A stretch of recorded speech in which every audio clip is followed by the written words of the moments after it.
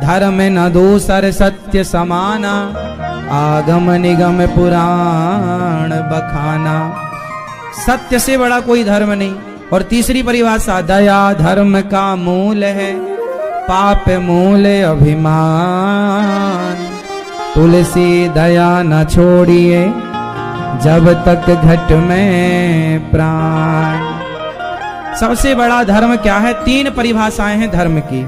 अब आप देखिए कि आपके भीतर कितनी है। धर्म की पहली परिभाषा है सत्य, दया, सत्य। धर्म न दूसर सत्य समाना। पहली परिभाषा क्या है? मैया सत्य। झूठ बोलना पाप है, नदी किनारे सांप है, ये तो सुना होगा। तो झूठ आप बोलते हैं कि सच बोलते हैं? आप झूठ बोलती हो मैया? नहीं, सच्ची बोला करो। सत्य ही धर्म है और झूठ ही पाप है। इसलिए हम नमक रोटी खाएं चलेगा, पर सत्य की खाएं, सत्य बोलकर कमाएं। कुछ लोग कहते हैं जी सत्य बोलेंगे तो हमारा काम नहीं चलेगा। देखो, भगवान कृष्ण ने साथ किसका दिया? पांडवों का या कौरवों का? उत्तर दो जोर से। पांडवों का साथ दिया। क्यों दिया? क्योंकि पांडव सत्य के साथ थे और कौरव हर बात पर झूठ बोलते थे। कौरवों ने बोला था कि जब पांडवों का 12 वर्ष का वनवास और 1 वर्ष का अज्ञातवास पूरा हो जाएगा तो मैं पांडवों का इंद्रप्रस्थ जो जुआ में जीत लिया कौरवों ने, वो वापस कर दूंगा। ये वादा हुआ था कि पांडवों का 12 साल का वनवास और 1 वर्ष का अज्ञातवास ये कर लेंगे तो हम इनका इंद्रप्रस्थ वापस कर देंगे। लेकिन जब वो करके आए और मांगा तो दुर्योधन ने कहा कि हम सुई की नोक बराबर भी नहीं देंगे, हम सुई की नोक बराबर भी नहीं देंगे। अब लो, अब देखो ये झूठ हो गया कि नहीं? आपने ही बोला था कि देंगे और आप ही बोल रहे हो कि नहीं देंगे। जहां झूठ होता है वहां महाभारत होता है। महाभारत का मूल कारण है झूठ। इसलिए आप अपने घर में भी झूठ बोलेंगे तो महाभारत होगा। और भगवान हमेशा सत्य का साथ देते हैं, झूठ का नहीं। इसलिए सत्य की राह पर चलना सीखिए। हम कितनी भी पांडव 12 साल वनवास में कोई सुख तो मिला नहीं होगा। अच्छा ये बताओ, आदमी जंगल जंगल घूमे घर परिवार से दूर होकर तो उसे सुख थोड़ी मिलता है। जंगल में काय का सुख है? ना खाने की व्यवस्था, ना पानी की व्यवस्था, भटकते रहो। तो 12 साल कष्ट उठाया पांडवों ने, लेकिन उन्होंने सत्य को नहीं छोड़ा और भगवान ने फिर साथ भी दिया। भगवान कहते हैं कि मैं सदा सत्य का साथ देता हूं। राजा हरिश्चंद्र को दुनिया आज इसलिए जानती है क्योंकि वो सत्य के राह पर चले। आप लोग भी कोशिश कीजिएगा, आप अपने बच्चे को डॉक्टर बनाइएगा, पायलट बनाइए, एडवोकेट बनाइए, जज बनाइए, आप इंजीनियर बनाइए, डॉक्टर बनाइए, जो बनाना बनाइए, पर बेटे को सब कुछ बनाने के पहले सत्यवादी बनाइए कि भाई सत्य बोलेंगे। हम डॉक्टर हैं पर बोलेंगे सच, हम इंजीनियर हैं पर बोलेंगे सच, हम पायलट हैं, हम अन्य फील्ड पर हैं, हम एडवोकेट हैं पर बोलेंगे सच।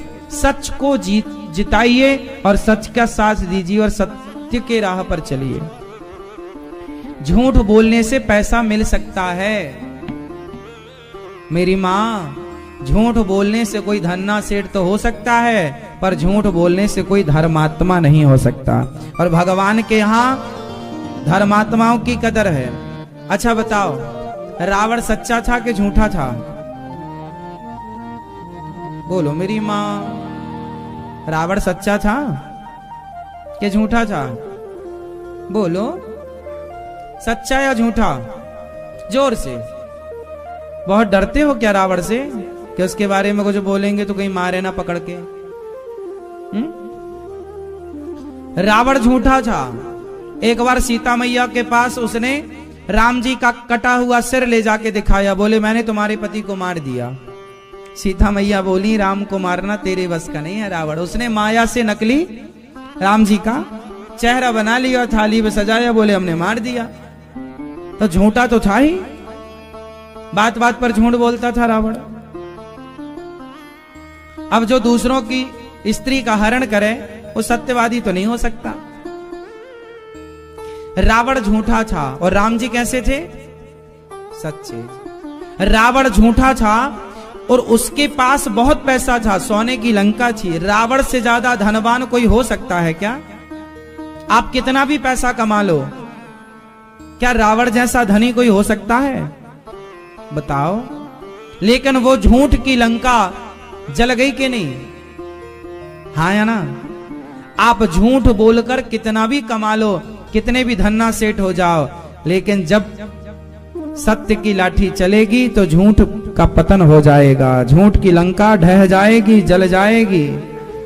इसलिए सत्य की राह पर चलो। आप जंगल में भले हैं, राम जी 14 वर्ष वनवास में थे, घास की झोपड़ी भी नहीं थी राम जी के पास, लेकिन सत्य था। इसलिए झूठा रावण हार गया और सच्चे राम जी जीत गए। और सच्चे राम जी जीते तो सच्चे राम के मंदिर बनाए जा रहे हैं और झूठे रावण के पुतले जलाए जा रहे हैं। यह है सच और झूठ के बीच का फासला, कि सत्य पूजता है और झूठ जलता है। कब से जल रहा है? त्रेता से जल रहा है रावण।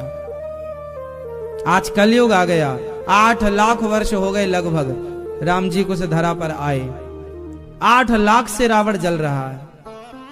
और ये जलने का प्रतीक क्या है? हर दशहरे को रावण को जलाया जाता है पूरे भारत में, आप सब देखते हैं। क्या मतलब है इसका?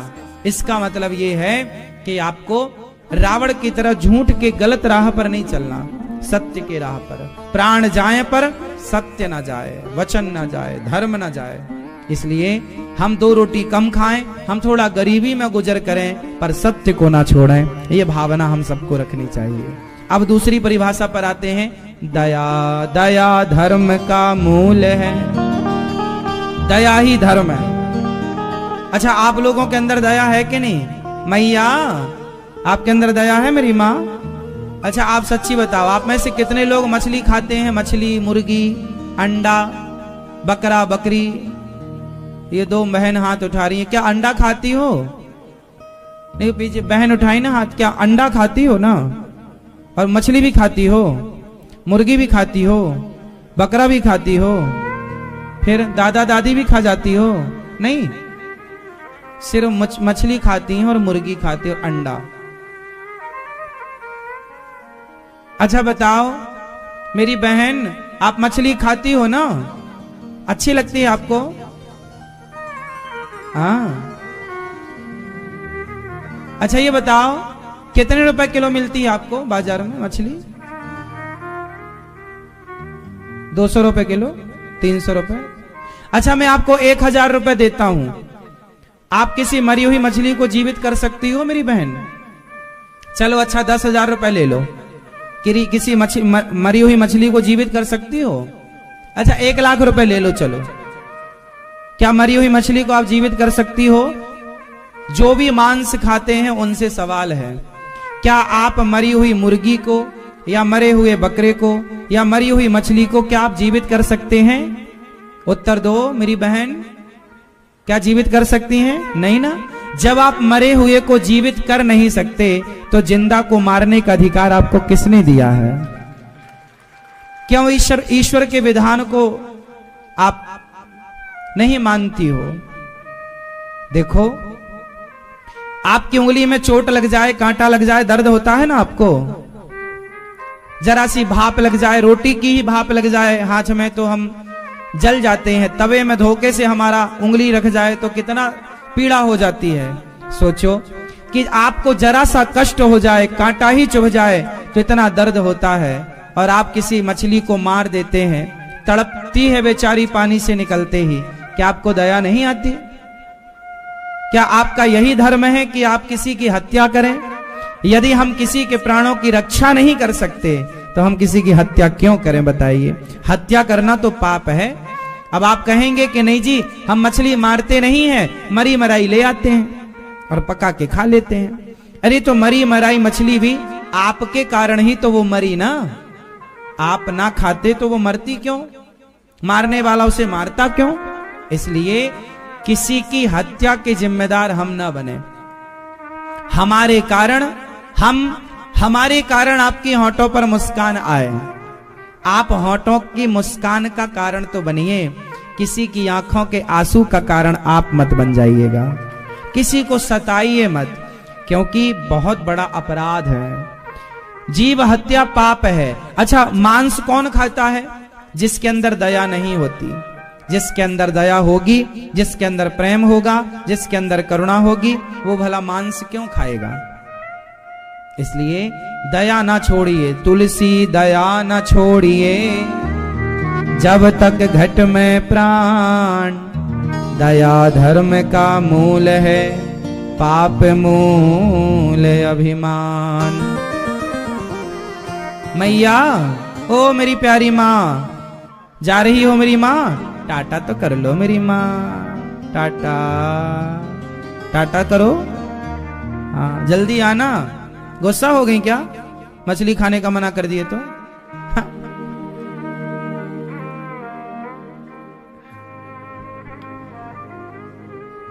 तो मछली नहीं खाना बेटा, आप लोग मछली खाना खाओगी? ओ लाला हट जाने। हाँ बहन बोलो, मछली खाओगी? नहीं, मुर्गी खाओगी? क्यों नहीं खाओगी? आप तो खाती थी, अब नहीं खाना।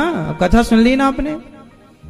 और जो खा रहे हैं उनसे बोलना कि जब खाने को हमारे पास दाल चावल सब्जी रोटी है ना होता, तो देखो शेर के पास रोटी की व्यवस्था नहीं है, शेर के पास 56 भोग की व्यवस्था नहीं है, इसलिए वो मांस खाता है। पर हम मनुष्य हैं ना, शेर से ज्यादा बुद्धि हमारे पास है, हम स्वादिष्ट व्यंजन बनाते हैं। जब हमारे पास 56 प्रकार का भोग है खाने के लिए, तो हम क्यों किसी की हत्या करके किसी का मांस नौच नौच करके खाएं? शेर खाए क्योंकि उसकी मजबूरी है, चीता खाए क्योंकि उसकी मजबूरी है, हमारी तो मजबूरी नहीं है। हमारा गुजारा तो दाल रोटी से हो जाता है, हाँ या ना? इसलिए अब नहीं खाओगी ना, पक्का वादा? अंडा भी नहीं खाना? ओ लाला, तुम्हें चैन नहीं पड़ रही है? बैठ नहीं सकते तुम? बैठ जाओ ना एक अच्छे से। अच्छा बताओ, अंडा खाना अच्छी बात है? अंडा नहीं खाना चाहिए। अंडा मुर्गी का बच्चा होता है, और बेचारी का बच्चा हम लोग खा लेते हैं, तो बेचारी वो अपने बच्चे के लिए कितना तड़पती होगी। जैसे कि माँ अपने बच्चे से प्यार करती है, ऐसे पशु पक्षी जीव जंतु भी अपने बच्चों से बहुत प्यार करते हैं। आपको पता है, आपने कभी देखा होगा जंगलों में, अरे कई बार ना हम लोगों के घरों में चिड़िया घोंसला बना लेती है खुले तरफ ना, तो चिड़िया के घोंसले में ना कई बार बिल्ली अटैक कर देती है, बिल्ली अंडे खा जाती है, या बिल्ली उसके बच्चे निकल आते हैं ना, चें चें चें करते रहते हैं, तो बिल्ली खा जाती है। और जब बिल्ली खा जाती है और चिड़िया होती है ना, तो बेचारी चिड़िया यहाँ से वहां फुर फुर उड़ती रहेगी, और वो बेचारी अपने बच्चों की तरफ, वो कर तो कुछ नहीं सकती। कई बार चिड़ियों के बच्चों को बिल्ली खा जाती है, हाँ या ना? ये दृश्य देखा कि नहीं आप लोगों ने? तो बेचारी वो चें चें चें चें करती हुई ना यहाँ से वहां उड़ती रहती है अपने बच्चों के, और जब बिल्ली खा के भाग जाती है तो वो अपने घोंसले में आके अपने बच्चों को तलाशती है, ढूंढती है। देखो वो पक्षी है, वो हमारी तरह भावना व्यक्त नहीं कर सकता, वो हमारी तरह चिल्ला नहीं सकती, वो हमारी तरह रो नहीं सकती, लेकिन देखो दर्द तो उसे होता होगा, हाँ या ना? नहीं होता होगा फिर? और आप किसी के बच्चों को खा लेते हैं, ये कहां तक सही है? इसलिए पाप मतलब पाप है, हर पाप से बचिएगा। तो गोस्वामी जी कह रहे हैं, दया धर्म का मूल है। दया करो, दया ना, जब तक प्राण है दया ना छोड़ो, दया ही धर्म है। और मांस खाने वाला दयालु नहीं हो सकता, दया होती उसके अंदर। हमारे भारत में दया है, इसलिए हमारे सनातन धर्म में चींटियों को दाना डाला जाता है, मछली को हम लोग दाना डालते हैं, गाय को पहली रोटी, कुत्ते को अंतिम रोटी, पक्षियों को छत में दाना। हम सनातनी ही एक ऐसे हैं जो दया की बात करते हैं, वरना कौन आज के युग में दया की बात कर रहा? सब तो मार काट की बात करते हैं। हमारे यहाँ होली आती है तो गुलाल लगाया जाता है, दीपावली आती है दिया जलाया जाता है, लड्डू बांटे जाते हैं, मिठाई, मकर संक्रांति आती है लड्डू बांटे जाते हैं, लड्डू खाए जाते हैं, लड्डू बनाए जाते हैं। हमारे त्योहारों में लड्डू और मिठाइयां बनाई जाती हैं और बांटी जाती हैं, दिए जलाए जाते हैं, रंग और गुलाल लगाए जाते हैं। क्या मजाल के हिंदू सनातन धर्म के त्योहारों में किसी एक भी बकरे की गर्दन कट जाए, क्या मजाल के एक भी बूंद खून बह जाए? ये हमारा धर्म है कि हम बड़े से बड़ा त्योहार तो मना लेते हैं, पर क्या मजाल के किसी की हत्या करें हम लोग। हमारा धर्म अहिंसा का पुजारी है, अहिंसा ही परमो धर्मः। यहां हिंसा की बात नहीं होती, हमारे यहां किसी की हत्या नहीं होती।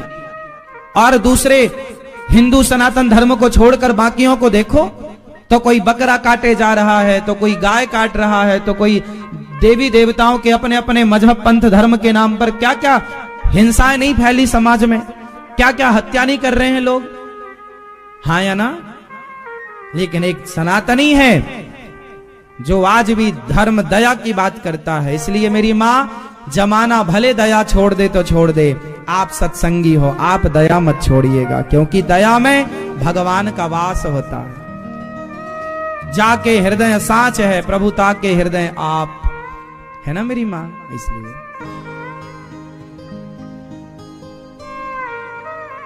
शास्त्रों का जो निष्कर्ष है वो यही है। भागवत जी का एक प्रश्न है कि भगवान साकार हैं या निराकार। भगवान कैसे हैं, साकार हैं या निराकार, सगुण हैं या निर्गुण, भगवान का स्वरूप कैसा है। कुछ लोग कहते हैं भगवान तो निराकार है, कोई आकार नहीं, कुछ लोग कहते हैं आकार है। अब किसकी बात सही है दादाजी आप बताइए, साकार है निराकार है? तो साकार फिर झूठा है। आप क्या कहते हैं, आप साकार को मानते हैं या निराकार को? निराकार को, आकार को नहीं मानते आप, मंदिर नहीं जाते आप, मूर्ति पूजा नहीं करते आप, करते हैं? चलो आप बताओ मैया, आप साकार की पूजा करती हो या निराकार की? दोनों? अच्छा बैलेंस बना के चलती हो। आप बताओ, आप साकार के पुजारी हैं या निराकार के? साकार। साकार उसे कहते हैं जिसका कोई रूप हो, निराकार उसे कहते हैं जिसका कोई रूप ना हो। तो आप किसके पुजारी हैं, साकार या निराकार? हाँ, साकार या निराकार? आप बताओ। साकार। अब कुछ लोग निराकार की पूजा करते हैं, कुछ साकार की। अब मैं थोड़ा सा प्रकाश डाल दूं कि क्या सही है और क्या मिथ्या है, साकार क्या है और निराकार क्या है। इस पर बहुत सारी भ्रांतियां हैं, वो भ्रांतियां मैं आपकी दूर किए देता हूं अभी 5 मिनट में। अच्छा ये बताओ, आपकी मां भी है? कहां है आपकी जन्म देने वाली मां? अभी है ना? कहां है? घर पर है? चलो अब एक काम करो, आप अपनी मां का जरा ध्यान करो, आपकी मां दिखने में कैसी है। आप जब ध्यान करेंगे तो आपकी मां की बिल्कुल छवि आपकी आंखों के सामने आ जाएगी, हाँ या ना। देखो मां के गाल कैसे हैं, मां की आंखें कैसी हैं, मां का रंग कैसा है, आपकी मां की पूरी शकल आपकी आंखों में आ जाएगी। जरा करो, इमेजिन करो। आई आई परफेक्ट आ गई ना। अब ये मुझे एक बात बताओ, आपकी मां का आपने इमेजिन, यहां तो आपकी मां नहीं है, लेकिन आपने मां का इमेजिन किया, मां का ध्यान किया, तो आपके सामने आपकी मां की बिल्कुल तस्वीर आ गई, है ना। अब ये बताओ ये तस्वीर क्यों आई? उत्तर, क्योंकि आपने अपनी मां को देखा है। जरा विचार करो कि आपने अपनी मां को ना देखा होता, किसी की मां जन्म लेते ही मर जाती है, ना मां की फोटो देख पाता है, ना मां की प्रत्यक्ष में शकल देख पाता है। अब जो व्यक्ति अपनी मां को देखा ही नहीं, अब उससे मैं कहूं कि जरा तुम अपनी मां का इमेजिन करो, तो उसके सामने किसकी आकृति आएगी? आपके सामने तो आपकी मां की आ गई, क्योंकि आपने मां को देखा है। अब जिसने मां को देखा ही नहीं, उससे कहा जाए कि जरा अपनी मां का इमेजिन करो, जरा ध्यान से देखो मां की क्या शकल आई सामने, तो आएगी? उत्तर दीजिए आप। नहीं आएगी। क्यों नहीं आएगी? क्योंकि उसने अपनी मां को देखा ही नहीं। अब सवाल आपसे है, आपकी मां साकार है या निराकार है? जोर से। आपकी मां साकार है या निराकार है? साकार है ना? साकार है ना? हाँ या ना? मां साकार होती है ना, दूध पिलाती है हमें, मालिश करती है हमारी, तेल लगाती है हमें, साकार है तब ना हमारी सेवा करती है। निराकार होती तो तुम्हें दूध कौन पिलाता? निराकार होती तो तुम्हें कौन मुंह में रोटी खिलाता? किसके तुम गले लगते? तो मां साकार है। और देखो, साकार मां को देखा, तब यहां देखो आपकी मां नहीं है, फिर भी उसका ध्यान लग गया कि नहीं? साकार को देखोगे तब तो निराकार तक पहुंचोगे, साकार को देखा ही नहीं तो निराकार तक जाओगे कैसे? तो जिसने अपनी मां को देखा ही नहीं वो इमेजिन करेगा किसका, वो ध्यान लगाएगा किसका? तो जो कहते हैं जी मैं तो निराकार का पुजारी हूं, ना साहब, साकार सीढ़ी से ही छत में जाया जा सकता है। आप सोचें कि बिना सीढ़ी से हम छत में चले जाएं? आप सोचें कि हम बिना साकार के निराकार तक पहुंच जाएं? पॉसिबल ही नहीं है। निराकार में तो कोई रूप होता ही नहीं है, तो आप ध्यान किसका करेंगे? मन को केंद्रित कहां करेंगे? पक्षी आकाश में कब तक उड़ेगा? बैठने के लिए कोई आधार तो चाहिए। उसी प्रकार सगुण उपासक पर हित निरत नीति दृढ़ नेम, ते नर प्राण समान मम जिनके द्विज पर प्रेम। सगुण सगुणहु अगुणहि नहीं कछु भेदा, सगुणहि अगुणहि नहीं कछु भेदा। रामचरितमानस में लिखा हो सगुण उपासक। रामचरितमानस के सुंदरकांड में कह रहे हैं राम जी कि मुझे सगुण उपासक पर हित, सगुण उपासना करने वाले, पर उपकार करने वाले और ब्राह्मणों की सेवा करने वाले मुझे बहुत प्रिय है।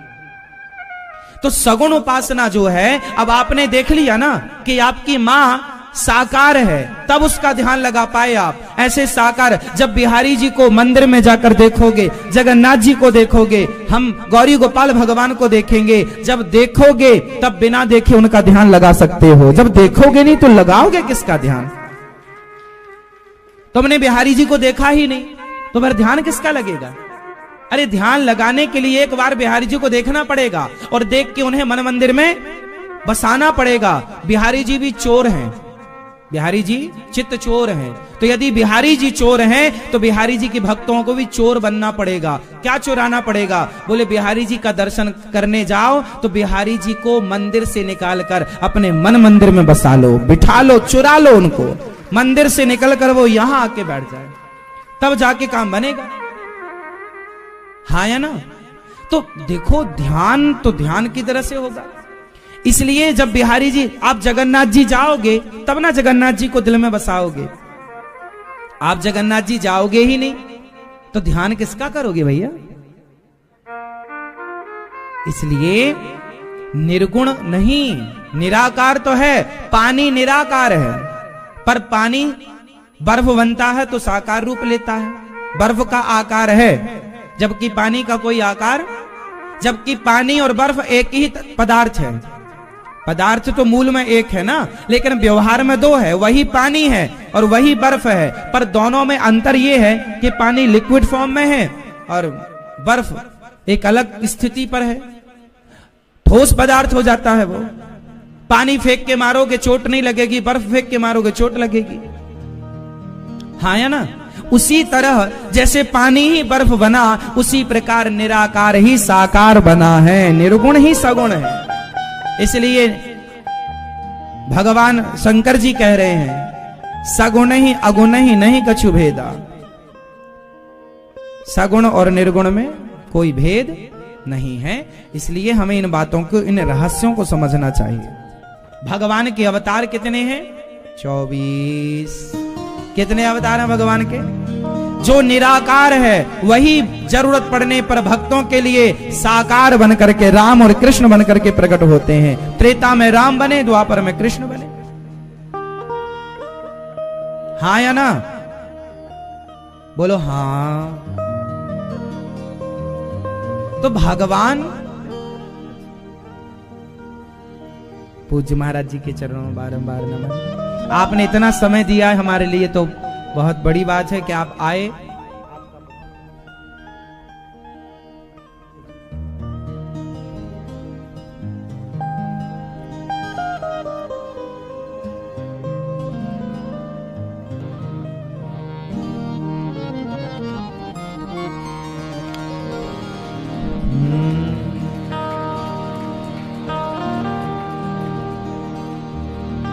श्री वृंदावन बिहारी लाल की जय।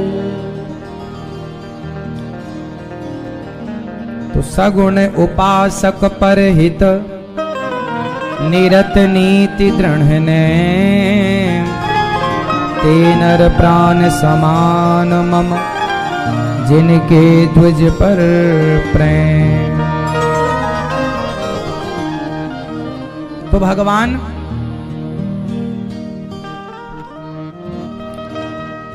सगुण और निर्गुण, साकार और निराकार 24 अवतार। भगवान के कितने अवतार हैं?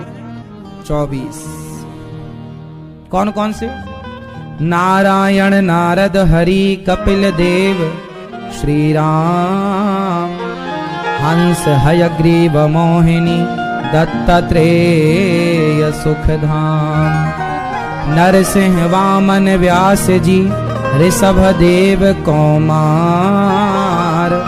यज्ञ पुरुष, धनवंतरी, बुद्ध कल के अवतार, पृथु राजा, 12 पुनि, कृष्ण चंद्र भगवान, परुष परशुराम, मत्स्य कमठ, पद्म पुराण प्रमाण। ऐसे भगवान के 24 अवतार हैं। तो ये जो 24 अवतार हैं भगवान के, ये दिव्य हैं। कभी भगवान राम बनकर, कृष्ण बनकर, नरसिंह बनकर, वामन बनकर, धनवंतरी बनकर, कच्छप बनकर, ये भगवान आते हैं अनेक लीलाओं को करने। भगवान के आने का हेतु होता, उद्देश्य, ये करना है तो आ गए, ये करना है तो आ गए। ऐसे व्यास जी महाराज ने 17 पुराण लिखे पर शांति नहीं मिली। तब नारद जी के कहने पर उन्होंने श्रीमद् भागवत जी की पावन कथा लिखी। नारद जी बोले, मैं दासी पुत्र था, भगवत कृपा से देवर्षि नारद बना, और व्यास जी ने महाभारत के युद्ध से भागवत जी स्टार्ट की। महाभारत, आप में से कितने लोगों ने महाभारत देखा है? कहां, अपने घर पे देखा कि पड़ोस के यहां? पड़ोसियों में देखा कि घर पे ही देखा है? या टीवी में देखा है? मई, आपने महाभारत देखा है? नहीं, पड़ोस में नहीं होते देखा तो काहे झूठ बोल रही हो? लड़ाई देखी, और लड़ाई नहीं है, वो महाभारत है।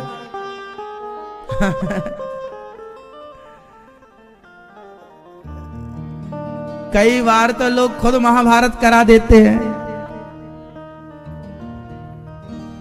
खुरापाती दिमाग लगा के, है ना? तो आप लोगों को महाभारत से बचना है। अच्छा, महाभारत से कितने लोग बचना? महाभारत मतलब लड़ाई झगड़ा, ये लड़ाई झगड़ा महाभारत है। कितने लोग महाभारत से बचना चाहते हैं? बचना है। महाभारत से बचने का सबसे अच्छा उपाय है कि महाभारत सुनो।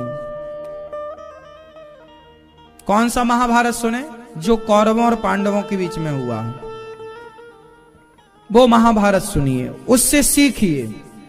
अच्छा, ये बताओ, आप लोगों ने महाभारत जो हुआ पांडव और कौरवों के बीच में, उससे क्या सीखा आपने? क्या सीखा? इतिहास से जो कुछ सीखता नहीं है वो मूर्ख है, जो कुछ सीखता है समझदार है। संसार की प्रत्येक घटना हमें बहुत कुछ सिखाती है। आपकी असफलता भी आपको बहुत कुछ सिखाती है। सफलता का प्रयास करने जब आप जाते हैं तो आप असफल हो जाते हैं। माना कि आप सफल नहीं हो पाए, लेकिन आपकी असफलता ने आपको सफलता के एक कदम और करीब पहुंचा दिया। क्योंकि असफलता हमें जितना सिखाती है, शायद सफलता हमें उतना सबक ना देती। असफलता व्यक्ति को मजबूत करती है, इसलिए असफलताएं अच्छी हैं, परेशान ना हुआ करो।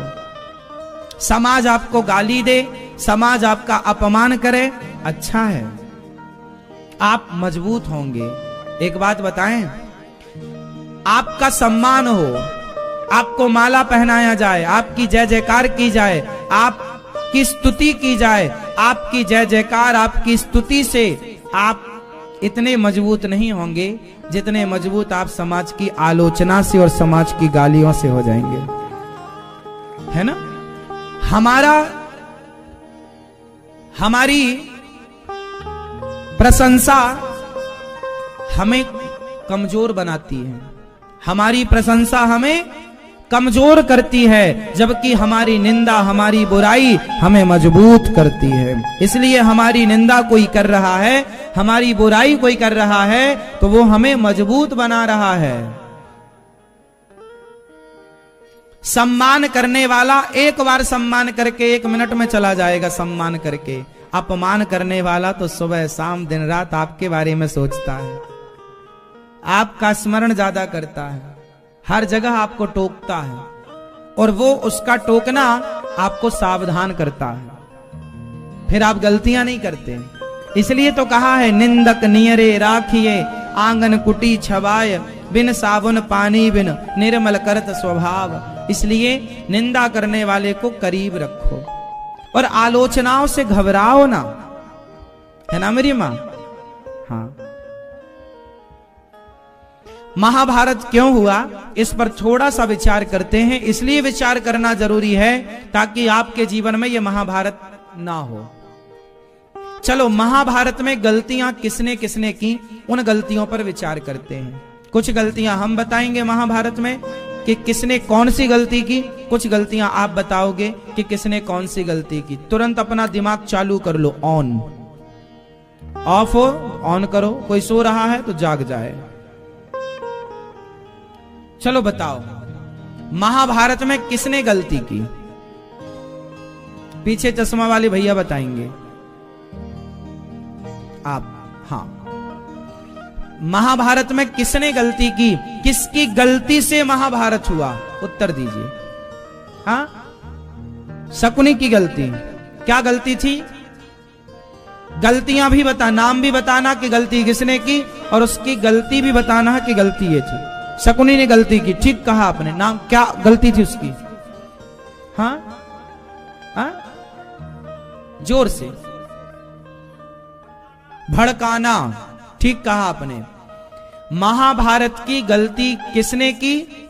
भैया बता रहे हैं शकुनी ने गलती की। क्या गलती की शकुनी ने? भड़काया।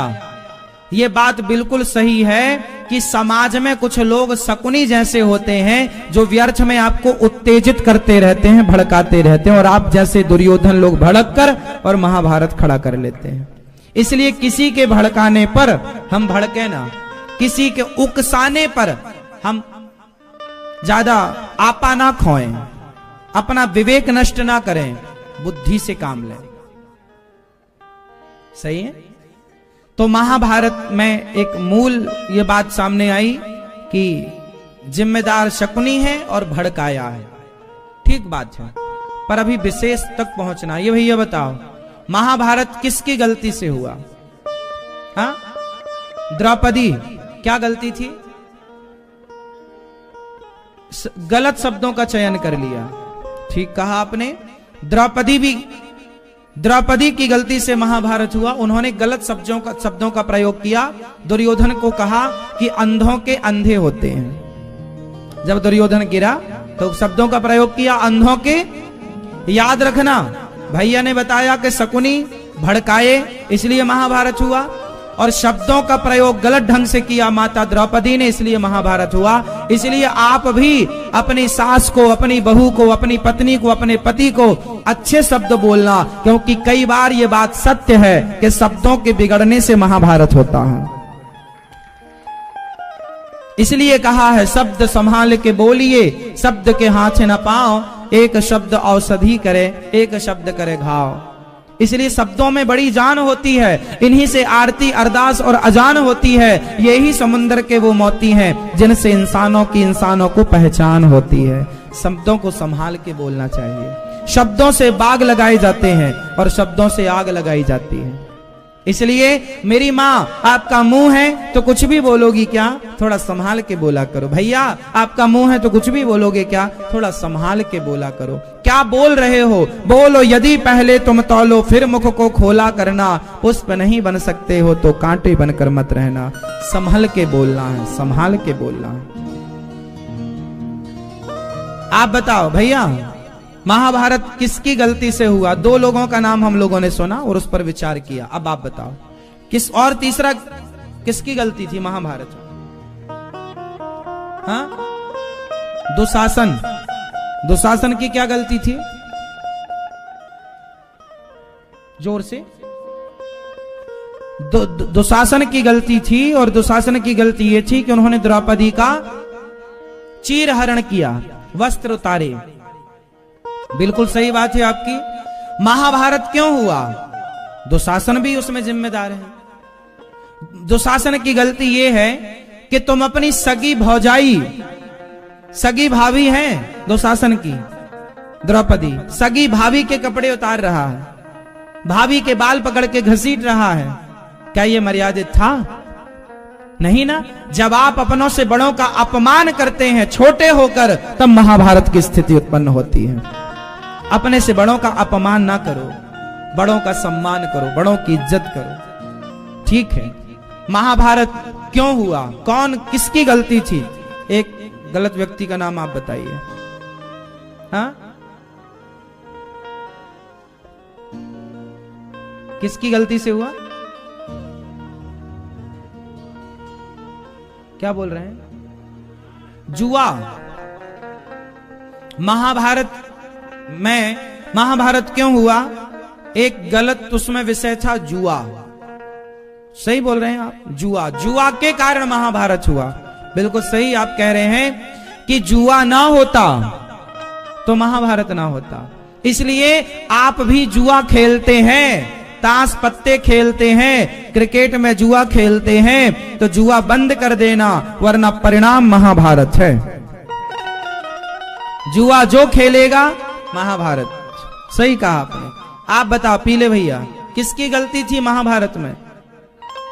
धृतराष्ट्र। हाँ, थोड़ा जोर से बोलो। हाँ, धृतराष्ट्र की गलती थी। महाभारत क्यों हुआ? उसमें एक जिम्मेदार धृतराष्ट्र भी है, जिन्होंने अधर्म को होते हुए सहा, होने दिया। भरी सभा में द्रौपदी की लाज लुट रही थी और ये राज सिंहासन पर बैठे थे, ये राजा थे, ये चाहते तो रोक सकते थे और द्रौपदी को न्याय दिला सकते थे। दुशासन को 2 थप्पड़ मारते क्यों रे? अपने बाप के सामने अपनी भौजाई के कपड़े उतारेगा? बड़े थे अलग विषय, पर राजा थे और द्रौपदी इनकी प्रजा है, तो क्या उसे न्याय नहीं मिलना चाहिए था? जब आप राजा होकर प्रजा को न्याय नहीं देते तो महाभारत होता है। एक कारण धृतराष्ट्र। एक आप बताइए किसके कारण महाभारत हुआ? महाभारत में किसकी गलती थी?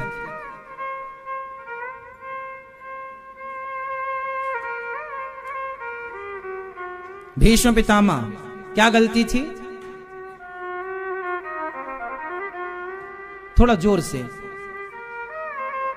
सत्य का साथ नहीं दिया। हां, महाभारत में एक गलती की भीष्म पितामह ने, और वो गलती ये थी कि जब द्रौपदी की साड़ी खींच रही थी, जुआ हो रहा था, उस समय भीष्म पितामह जी चुप्पी साधे बैठे थे, एक शब्द नहीं कहा। जब बच्चे गलत करते हो और बड़े बुजुर्ग चुप्पी साधे बैठे हो, तब महाभारत होता है। इसलिए बच्चे गलती करें तो बड़ों को उसे रोकना चाहिए। बेटा ये गलत है, पितामह को बोलना चाहिए था ये जुआ गलत है, नहीं खेलो, नहीं होने देंगे हम जुआ, हमारे राज्य में जुआ नहीं होगा। भीष्म पितामह की गलती थी कि उन्होंने प्रतिज्ञा ले ली थी कि हस्तिनापुर के इस राज सिंहासन में जो बैठेगा मैं उसकी रक्षा करूंगा। हाँ, रक्षा करना गलत नहीं था पितामह को, लेकिन क्या गलत आदमी बैठेगा तो आप गलत का साथ देंगे?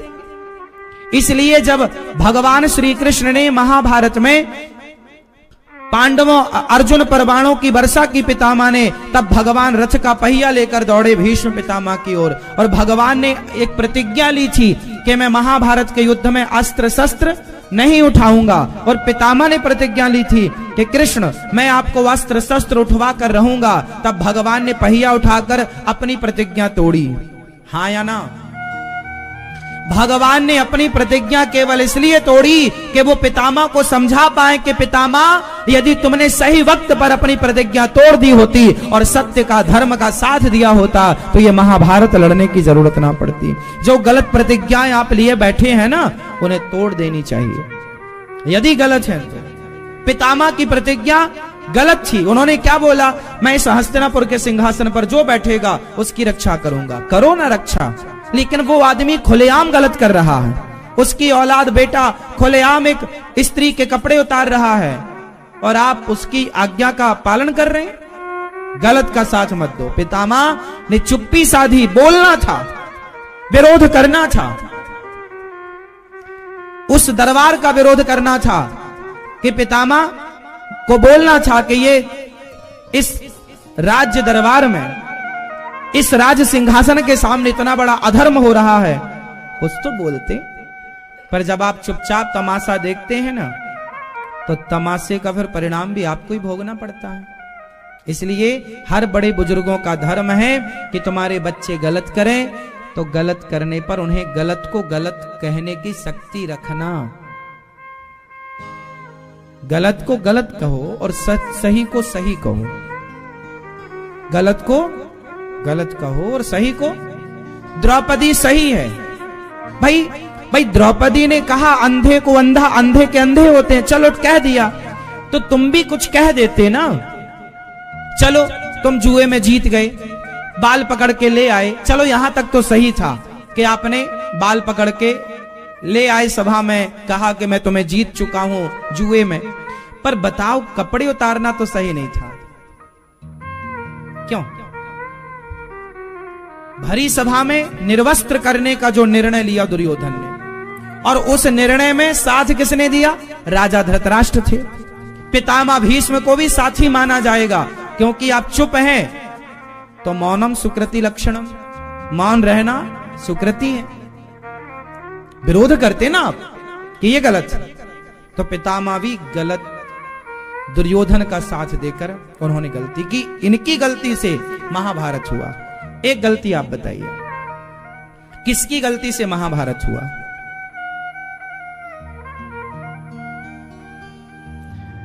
आप समझ रहे हैं ना हमारी भाषा?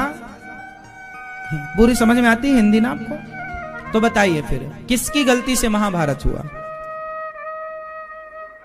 हाँ, जोर से।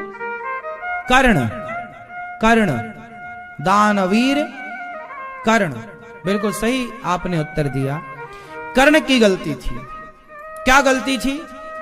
पूरा महाभारत कर्ण के बल पर लड़ा गया। दुर्योधन को कर्ण पर ज्यादा विश्वास था कि मेरा मित्र है। कर्ण की गलती क्या थी? कर्ण, अब आप कहेंगे कर्ण ने तो अपने मित्र का साथ दिया। हां, मित्र का साथ देना सही है, देना भी चाहिए, पर आपका मित्र गलत करेगा तो क्या आप गलत में उसका साथ देंगे? तुम्हारा मित्र किसी महिला के कपड़े उतारने लग जाएगा तो क्या तुम भी साथ दोगे? यार तू मेरा दोस्त है, तू जो करेगा मैं नहीं। मित्र का साथ दो। साथ क्या है? मित्र शराब पी रहा हो तो आप उसका साथ दो कि मित्र शराब ना पियो, ये गलत है। ये साथ देना है, ये नहीं कि तू शराब पी रहा है तो मैं भी एक पैक पी लूं, ये साथ नहीं है। गलत में साथ नहीं। तुम्हारा मित्र गांजा पी रहा है तो तुम उसे समझाओ, मित्र तो मैं तुम्हारा मित्र, मैं तुम्हारा भला चाहता हूं, ये मत करो, ये गलत रहा है, गलती है ये तुम्हारा नाश करेगी। तो दुर्योधन गलत था तो क्या उनको मित्र के नाते समझाना नहीं था? तो समझाया बुझाया तो कुछ नहीं। कर्ण ने ये और कह दिया, द्रौपदी तेरे तो 5 पति हैं, छठा मुझे बना ले। ये और बोल दिया कर्ण ने। अब बताओ, क्या ये बोलना सही था? बोलो मेरी मां, गलत था ना? मित्र का साथ देना सही है, पर मैं आप लोगों से सवाल करता हूं, बताइए क्या गलत में साथ देना सही है?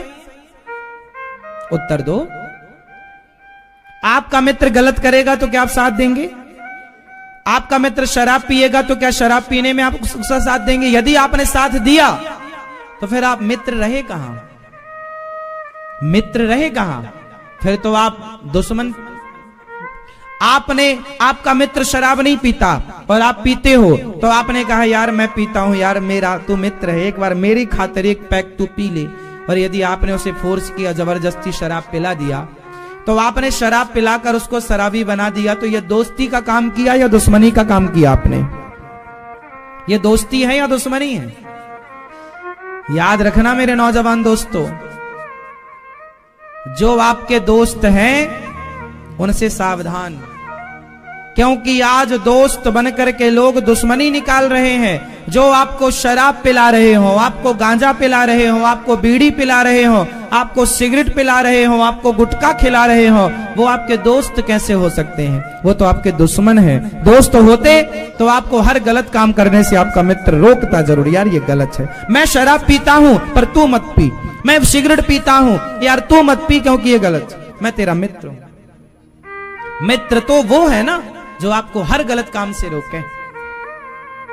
वो कैसे मित्र हो गया कि आपको गलत काम में लगा रहा है? तो कर्ण ने दुर्योधन को काश समझाया होता ठंडे दिमाग से। क्या कर्ण ने दुर्योधन को समझाया? बोलो नहीं। क्या मित्र का धर्म नहीं था कि समझाए? अच्छा, क्या कर्ण को नहीं बोलना चाहिए था कि तुमने बोला था दुर्योधन कि जब ये पांडव 12 साल का वनवास पूरा करके आएंगे, 1 वर्ष का अज्ञातवास पूरा करके आएंगे, तो इनको राज्य देना है, ये तुमने बोला था। अब ये मांग रहे हैं तो दे दो ना। दे दिया होता तो ये झंझट काहे की? धृतराष्ट्र ने यदि सही बंटवारा कर दिया होता पांडवों का और कौरवों का तो महाभारत ना होता। ये बिल्कुल सच्ची बात है। महाभारत का मूल मुद्दा क्या था? बंटवारा। महाभारत का मूल मुद्दा क्या था? जोर से। सही बंटवारा होता तो महाभारत ना होता।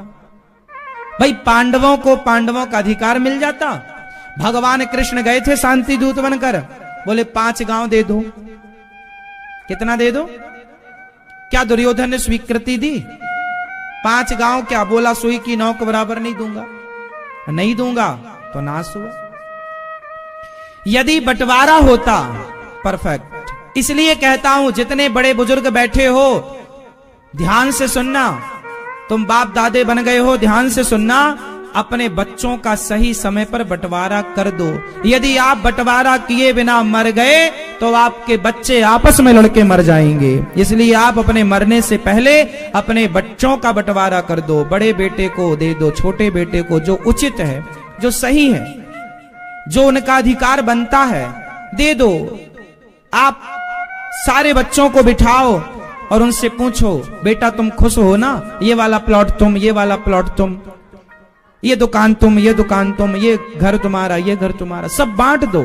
थोड़ा अपने पास बचा के रखो बुढ़ापे के लिए, जो सेवा करे उसको देना, पर सही बंटवारा सही वक्त पर कर देना। बिना बंटवारा के मर गए तो बच्चे लड़के मर जाएंगे आपस में। आज जितने भी भाई भाई का झगड़ा है, आज भारत में जितना भी भाई भाई का झगड़ा है वो केवल बाप के कारण है। यदि बाप सही डिसीजन लेगा तो भाई भाई में कभी झगड़ा नहीं होगा। भाई भाई का झगड़ा केवल माँ बाप की गलती से होता है। 90% ये बात सच्ची है। सही वक्त पर आप निर्णय लेते नहीं जो लेना चाहिए। ऐसी महाभारत में हुआ। निर्णय नहीं लिया, कौरवों को पांडवों का हक पांडवों को नहीं दिया। महाभारत। इसलिए आप जितने बूढ़े लोग बैठे हैं, दाढ़ी पक गई, बाल पक गए, तो समझ लो अब बंटवारा कर दो फटाफट।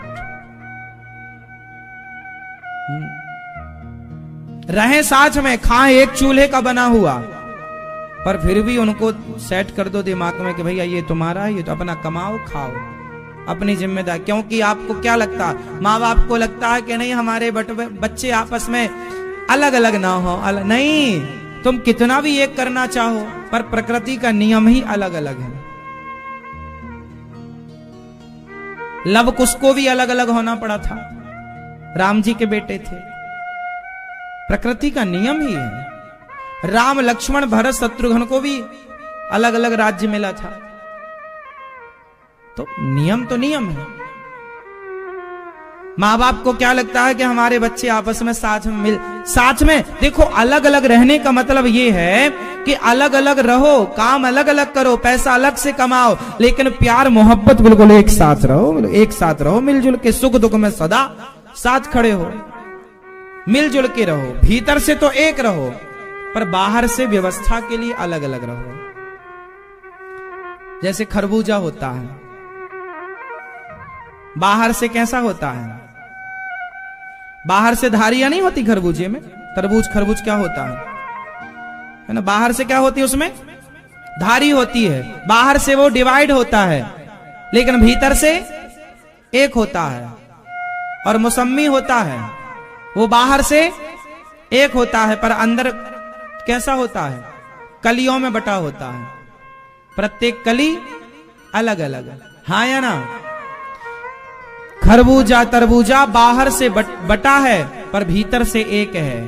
मौसमी संतरा ये बाहर से एक है, पर भीतर से बटा हुआ है। तो जीवन संतरे की तरह होना चाहिए या खरबूजे की तरह? खरबूजा तरबूजे की तरह बनो कि बाहर से तो बटा दिखाई पड़े, पर भीतर से एक रहो। लेकिन आजकल लोग बाहर से तो एक दिखते हैं संतरे की तरह, भीतर से बटा डिवाइडेड है। ये वो सही नहीं। बात समझ में आई? चलो अब आखिरी हैं तो बहुत सारे अभी पात्र। चलो बताओ, महाभारत किसकी गलती से हुआ? कौन बताएगा? अब जो बताए वो हाथ उठाए। चलो बताओ, बैठे बैठे बताओ मेरी मां। कौन? द्रोणाचार्य। महाभारत किसकी गलती से हुआ? ये हमारी मैया बोल रही हैं द्रोणाचार्य, गुरु द्रोणाचार्य। हाँ, गुरु द्रोणाचार्य की गलती। अच्छा, गलती क्या गलती थी अब और बताओ। हाँ हाँ, गुरु द्रोणाचार्य गुरु हैं, और गुरु को यदि दिखे कि यहां गलत हो रहा है तो भले कोई हो, कितना भी अपना हो और पराया हो, बोलना जरूर चाहिए। जो गलती भीष्म पितामह की हुई, वही गलती गुरु द्रोणाचार्य की भी हुई। पर बात यहां पर एक और कहा जाएगा कि दुर्योधन अपने से बड़ों की बात मानता ही नहीं था। तो इन लोगों की गलती ये थी कि जहां आपकी बात मानी ना जाए, उन लोगों का साथ देना क्यों? आप साथ ही छोड़ देते। साथ ही छोड़ देते तो उसका मनोबल कमजोर पड़ जाता, महाभारत शायद रुक जाता। आपने गलत जब था दुर्योधन, तो साथ क्यों दिया? अब प्रश्न ये खड़ा होता है, गुरु द्रोणाचार्य जी से पूछा गया कि आपने साथ क्यों दिया? गुरु द्रोणाचार्य जी ने सफाई में बोला कि भाई मैंने इनका नमक खाया, मैं इनका नमक खाया हूं। तो याद रखना, यहां एक बात मैं आपको समझा दूं। इस धरती के पहले गुरु द्रोणाचार्य ऐसे हैं जिन्होंने शुल्क लेकर शिक्षा दी। शुल्क लेकर, हां, इसलिए गुरु द्रोणाचार्य विरोध नहीं कर पाए। जबकि भारत की परंपरा यह थी कि आपको शिक्षा तो देनी है, पर शुल्क नहीं लेना है। हमारी शिक्षा प्रणाली शुरू से फ्री। राम जी पढ़े वशिष्ठ जी के यहां, बताओ राम जी से वशिष्ठ जी ने क्या शुल्क लिया? भगवान कृष्ण पढ़े सांदीपनी जी के यहां, सांदीपनी जी ने क्या शुल्क लिया? हमारे यहां शुल्क वाली विद्या नहीं थी। पितामह गुरु द्रोणाचार्य जी वहां पर रहते और शुल्क लेकर के पढ़ाते। ये जब आप शुल्क लेंगे, नमक खाएंगे, तो नमक का ऋण चुकाना पड़ेगा। उस हिसाब से उन्होंने चुकाने का निर्णय लिया कि भाई खाया हूं तो भले गलत है, साथ दूंगा, पर वो गलत था। इसलिए हम आपसे एक बात यहां और कहेंगे कि भगवान करें कि आपको कभी किसी से 1 रुपए लेने की जरूरत ना पड़े।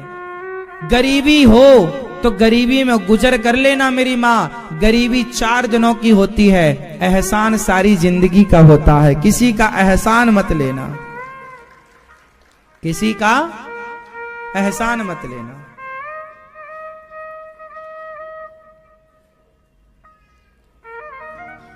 महाभारत में चक्रव्यूह की रचना गुरु द्रोणाचार्य ने की थी, जिसमें अभिमन्यु मारे गए थे। जबकि युद्ध का नियम था कि एक योद्धा से एक योद्धा ही युद्ध करेगा। जब अभिमन्यु निहत्थे थे और वो एक अकेले बच्चे थे, और उनसे 7 महारथियों ने युद्ध किया। वहां गुरु द्रोणाचार्य भी थे। इन्होंने गलत होते देखा और देखा नहीं, गलत किया। इसलिए इनका भी धृष्टद्युम्न ने अधर्म से सिर काटा। गुरु द्रोणाचार्य ने भी गलतियां की थी। गलती क्या थी? एकलव्य का अंगूठा मांग लिया था इन्होंने, ये भी तो गलती थी। आप क्यों किसी का अंगूठा मांगे? और जब आपने अंगूठा मांगा तो आपको सिर दे करके उसका ऋण चुकाना पड़ा। तुमने अंगूठा कटवाया तो तुम्हारी भी गर्दन कटेगी। वो कटी गुरु द्रोणाचार्य की गर्दन अंत में। तो हिसाब तो देखो, भगवान के घर देर है। चाहे वो पितामह हो, चाहे गुरु द्रोणाचार्य हो, चाहे शुकनी हो, चाहे धृतराष्ट्र हो, सबको भगवान ने दिया परिणाम सबके अपराधों का। इसलिए गलत ना करना रे बाबा, देख रहा है तुझे, लाख आंख से देख रहा है तुझे देखने वाला। सच की खेती कर ले चतुर नर, समय गुजरता जाता। चलो एक नाम और छूट रहा है, मुझे लगा साल कोई बताए। महाभारत में किसकी गलती से महाभारत हुआ? और कौन नाम बताएगा? हाँ मैया, हमारी प्यारी मां बोली गांधारी, ये नाम रह रहा था, गांधारी। देखो कितनी बारीकी से आप लोग उत्तर दे रहे हैं। देखो आज कितने, महाभारत तो आपने बहुत बार देखा होगा, सुना होगा, पर इन मुद्दों पर विचार आज पहली बार शायद आपको हो रहा होगा। सत्संग किया होगा तो पहले भी हुआ होगा। ये विचार तक आपको ये दास अनिरुद्ध पहुंचाता है, आपको मजबूर करता है विचार करने के लिए, आप कर भी रहे हैं। और देखो सही सही उत्तर भी आप दे रहे हैं। अब मैया आपने नाम तो बताया, उसकी गलती भी बतानी पड़ेगी।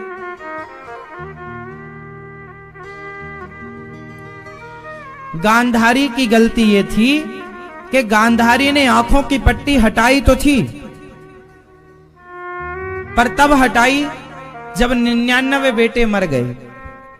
दुर्योधन को बोला कि कल सारे कपड़े उतार के आ जाना, मैं तुझे देखूंगी, तेरा शरीर वज्र का हो जाएगा, फिर तुझे कोई मार नहीं सकेगा। गांधारी ने पट्टी उतारी तो थी, पर दुष्ट दुर्योधन को बचाने के लिए उतारी। काश गांधारी मां ने आंखों की पट्टी तब उतारी होती जब द्रौपदी की लाज लुट रही थी। द्रौपदी के लिए उतारी होती तो नाश ना होता, 100 के 100 बच्चे सलामत होते। पर पट्टी उतारी तो सही, पर जरा देर लगा दी पट्टी उतारने में। इससे मैसेज क्या मिला आपको? मैसेज ये मिला कि आप समय रहते अपनी आंखों की पट्टी उतारकर अपने बच्चों को सही गलत देख रहे हो तो हर गलत काम करने से रोक देना, वरना महाभारत होगा। आप कुछ माताएं ऐसी होती हैं जो बच्चे की हर गलती माफ करती रहती है ना। गलती है, थोड़ा दंड दो, नहीं दोगे तो आज एक गलती हुई, कल दूसरी होगी, परसों तीसरी होगी। भय बिनु हो ही न प्रीत। जरूरत, बच्चों को प्यार करो, समझाओ भी, बेटा गलती नहीं करना। पहले समझाओ एक बार, फिर गलती करें तो साम दाम, टॉफी खा ले, मान जा, गलती नहीं कर। साम मतलब समझाओ, दाम मतलब टॉफी खिलौना दे दो, मान जा। साम दाम, नहीं माने टॉफी खिलौनों से, नहीं माने समझाने से तो दंड, 2 थप्पड़ चाहता है गाल में,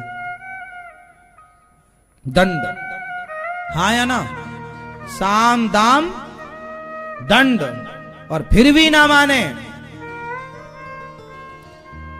तो चौथी नीति है भेद। दुर्योधन को समझाते, समझाया नहीं माना तो लालच देते कि भाई तुझे इतना तो धन मिल गया, नहीं माना तो दंड देना था, पर दंड किसी ने नहीं दिया। विदुर जी चिल्लाते रहे कि इस दुर्योधन का त्याग कर दो वरना ये नाश करा देगा, कोई ना माना विदुर जी की। विदुर जी को ही निकाल दिया। जो एक उंगली में यदि पॉइजन हो जाए ना तो डॉक्टर सलाह देता उंगली काट दो। यदि उंगली काट देने से संपूर्ण हाथ की रक्षा हो रही हो तो एक उंगली काट देना समझदारी है। एक हाथ में पॉइजन हो गया, एक हाथ को काटने से यदि पूरे संपूर्ण शरीर की रक्षा हो रही है तो उस अंग को काट देना चाहिए। हाँ या ना? एक व्यक्ति का त्याग करने से पूरे परिवार की रक्षा हो रही हो तो उस व्यक्ति का त्याग कर दो। एक परिवार का त्याग करने से पूरे गांव की रक्षा हो रही हो, उस परिवार का त्याग कर दो। एक गांव का त्याग करने से एक जिला की रक्षा हो रही हो तो उस गांव का त्याग कर दो। एक जिला को त्यागने से यदि संपूर्ण राज्य की तरक्की हो रही हो, रक्षा हो रही हो, तो जिला को त्याग देना चाहिए। और एक राज्य का त्याग कर देने से संपूर्ण देश की रक्षा हो रही है तो उसका त्याग कर देना चाहिए। विदुर नीति है।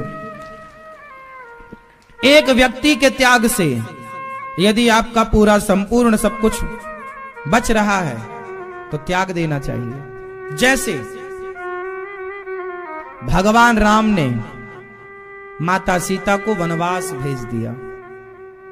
इस डीप पर आप पता नहीं गए कि नहीं गए, उसके गहराई, राम जी के गहराई तक गए कि नहीं मुझे नहीं पता, पर मैंने कई बार इन पर विस्तार से चर्चाएं खूब की हैं। भगवान राम, एक धोबी भाई ने कह दिया कि मैं अपनी पत्नी को घर में नहीं रखूंगा, मैं कोई राम थोड़ी हूं कि रावण के घर से आई सीता को राम ने रख लिया। धोबी ने बस इतना ही तो बोला था। राम जी राजा थे। अब बताओ, क्या राम जी उस धोबी का मुंह बंद नहीं कर सकते थे? क्या राम जी उसे फांसी की सजा ना दे देते? अच्छा एक बात बताओ, धोबी ने कहा कि राम जी ने सीता को रख लिया, वो तो रावण के पास रह के आई है, पता नहीं पवित्र हैं कि अपवित्र हैं, शुद्ध हैं कि अशुद्ध हैं। बताओ, सीता पर लांछन लगा रहा है ये। राम जी चाहते तो धोबी को फांसी पर लटका देते। जरा एक विचार करो, उत्तर देना मेरे सवाल का, मेरे प्रश्न का। यदि राम जी उस धोबी के इस प्रकार आरोप लगाने पर यदि राम जी उस धोबी को फांसी की सजा देते तो समाज में अच्छा मैसेज जाता या गलत मैसेज जाता? यदि राम जी धोबी को मृत्यु दंड देते कि तूने मेरी पत्नी पर आरोप क्यों लगाया, तूने मेरी पत्नी को, सीता को गलत क्यों तूने बोला, मेरी पत्नी तो शुद्ध है, मुझे तो दिक्कत नहीं है, तू कौन होता है? यदि राम जी उसे फांसी पर लटका देते तो बताओ तब राम जी सही होते या गलत होते? उत्तर दो।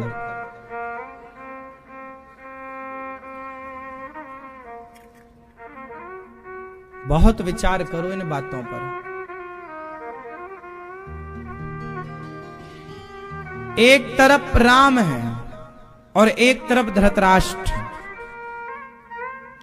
धृतराष्ट्र ने अपने पुत्र दुर्योधन का त्याग कर दिया होता तो महाभारत ना होता।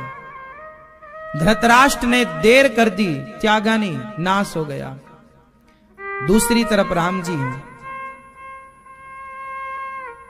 एक धृतराष्ट्र है, जिस धृतराष्ट्र के सामने खुद की बहू द्रौपदी कह रही है न्याय दो, मेरी साड़ी उतारी जा रही है, क्या मेरे इस अन्याय पर आप सब चुपचाप तमाशा देखेंगे? पितामह गुरु द्रोणाचार्य महाराज, आप धृतराष्ट्र जी, आप मेरे ससुर भी हैं और आप मेरे राजा भी हैं। राजा, हम प्रजा हैं आपकी, न्याय दो न्याय। लेकिन साड़ी खिंचती रही और द्रौपदी को न्याय किसी ने नहीं दिया।